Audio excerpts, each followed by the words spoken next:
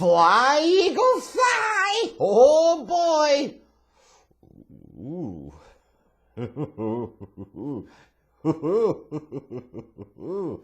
Yikes. It escalated quickly in Philly, didn't it? Or devolved quickly, however you want to look at it. You're an Eagles fan, you're sitting there going, what in the F happened? How the hell didn't this team win that crappy division? They were in the NFC East, and 7 wins took the division, and they couldn't even do that. Yeah, that's bad. And I know that the fall guy for a lot of this is going to be Carson Wentz. And he certainly shoulders a good part of blame here. There's no question about that. I know I have been very pro Carson Wentz over the years. I was heading into the 2016 NFL draft. And I still think maybe in a better situation with better talent around him, he'll be just fine. But you have to call it as you see it. And in 2020, he was not good. He wasn't the same as the past. I think at times he was off the mark more than I'm accustomed to him seeing. His decision making, his field vision. Something mentally, internally, was really off with him. Now, what I think is folly is when Philly fans will sit there and entirely, totally blame Carson Wentz for their problems. And that's just crap. And that happens too often with the quarterback position. A lot of times it is, depending upon the quarterback, it's, praise them for everything good that happens, even when they don't have anything to do with it, and then deflect all the blame away when anything goes bad. See, like the Peyton Manning example throughout his career.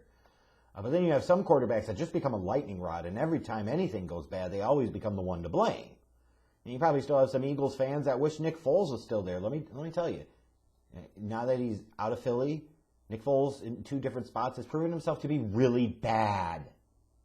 He had one little short run where he got kind of hot. Don't fool yourself. He wasn't your long-term answer. Ask Jacksonville and Chicago how that went. There's a reason at one point in time he was out of the league. Let's not get too carried away here. But it's clear Carson Wentz wasn't good this year. He wasn't the same. But on him alone, absolutely not. The offense wasn't good in general. They were 26th in passing yards per game. They had 8 games this year where they scored 20 or less points. And in part, that's a reflection of the offensive line was banged up at different points in time during the year. Like Andre Dillard was out for the year. Jason Peters, that took him from playing inside to playing outside before he eventually was out for the year. And then Lane Johnson, I think he eventually went out for the year later on in the year, I grant you. But still, it was kind of a banged up Eagles offensive unit where the wide receivers, you just weren't getting much from them on a consistent basis. So to sit there and entirely solely blame Carson Wentz for the problems and ails and the ills of the Philadelphia Eagles offense and the Philadelphia Eagles as a team is just lunacy. It's just absolute lunacy. You can go to the defensive side of the ball too, and they certainly had their troubles there. They were 23rd against the run, 19th in total yards allowed. This is a team, for the amount of money they have invested in this roster, to have a defense that's barely top 20 in the league in total points allowed. That's not good. And, 23rd in rushing yards allowed. They're just not a good team. They had their window of time. They capitalized on that window of time. They built a champion. And now you get to see whether Howie Roseman truly is a great evaluator of talent or not. And I certainly think there were some questions about that. Then you got to the point in time in the season where you couldn't fight it anymore. Even if Doug Peterson wanted to, who he had his own challenges. You can't write a book about being bold and courageous and then coach like a chicken shit at times.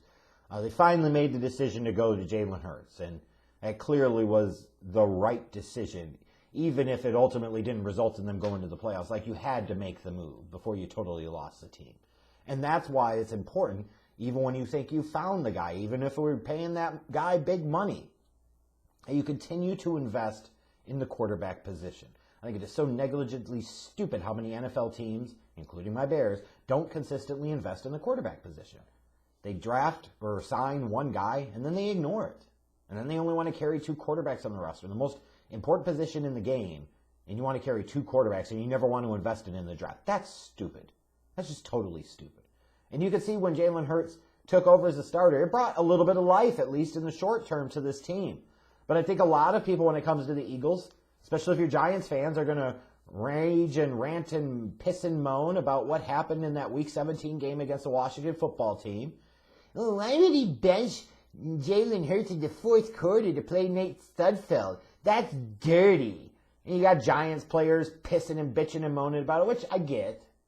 Like, you had a chance at 6-10 to go to the playoffs, so you wanted your fluke-ass, garbage-ass playoff appearance at home. You know, and then you got Philadelphia Eagles fans, like, you have nothing to play for, but pissed because they sat there and did it. Giants fans, more, I think so. Philly fans probably, actually, I take that back, are probably cool with it, especially if it costs the Giants the playoffs. But the Giants are sitting there, their fans are all pissy and moany, like, how dare they, the integrity of the game, and skip-de-skip and whoop-de-woo. Let's get a couple of things clear. Number one, the Eagles don't owe shit to anybody but themselves. Period. Plain and simple.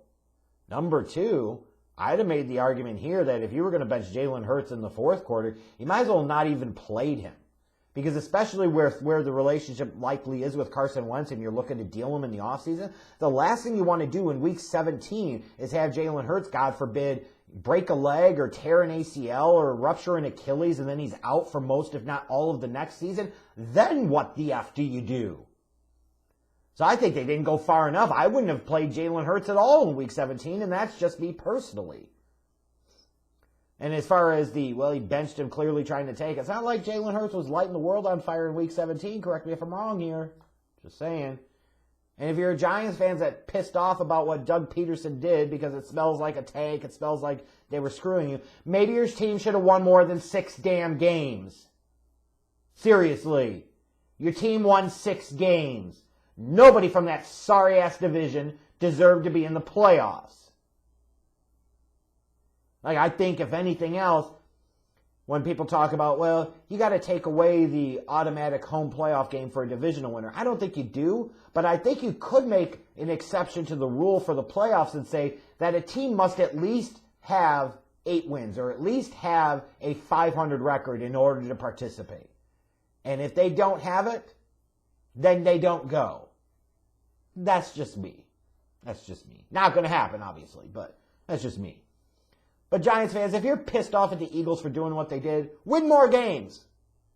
Because when you look at it from the Eagles standpoint, they gain nothing out of that win. They risk a lot playing Jalen Hurts even in that fourth quarter. They risk a lot, frankly, playing him in that entire game to begin with the first 3 quarters. And when you think about draft positioning, that's critical, especially for a team that's in salary cap hell right now. So get the hell over it. And Giants players, same thing I would tell them. Yeah, it sucks, but you know what? When you don't win enough games to be able to control your own destiny, this is what happens. Whine and bitch and piss and moan about it, just like we all do, especially in this damn country. Instead of focusing on the things that we did wrong, we focus on the uncontrollables, or we focus on the things that everybody else did. Instead of looking at the mirror and pointing the finger where it belongs, the blame belongs here. Belongs with you. Don't go 6-10. And you don't have to worry about it. Got it? Just win one more game. That's all it would have taken.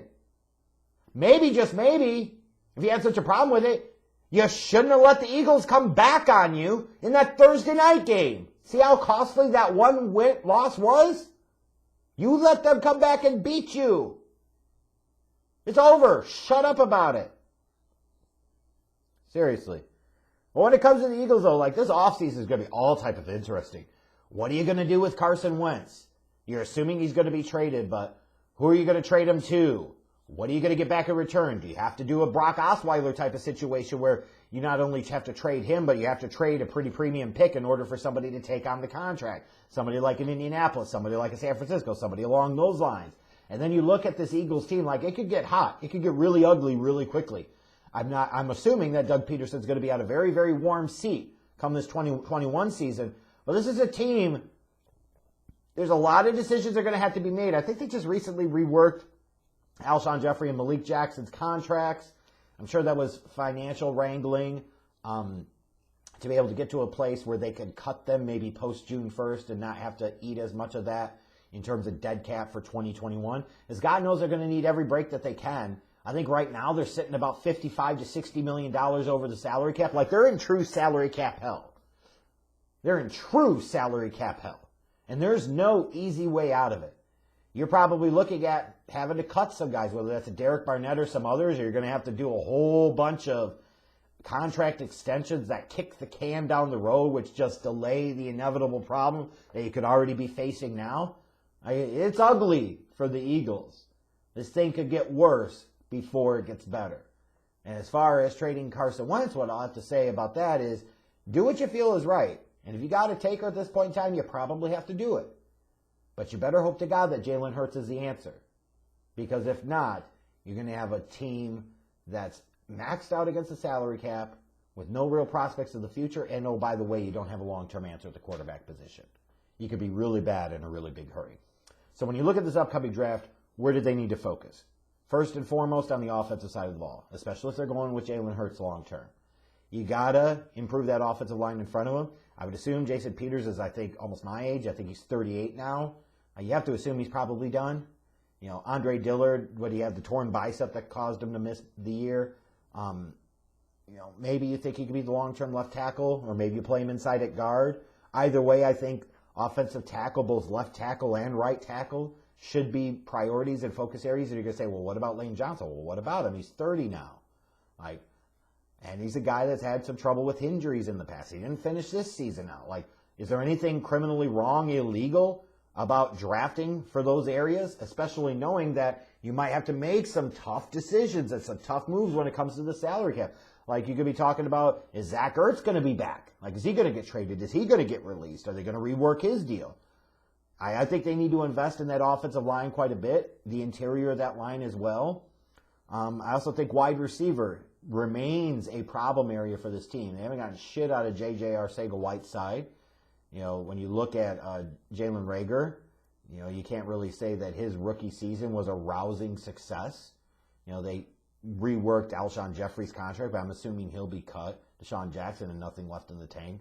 You know, and even if he does, he's never going to be healthy. So this is a team that needs to invest heavily on the offensive side of the ball. Doesn't mean they can totally ignore the defense, because I still think the back end of that defense needs quite a bit of work. But I think no matter what you say about the Eagles, they're probably destined to be a real mess here for the next few years. And what you saw this season is just the beginning of that manifestation.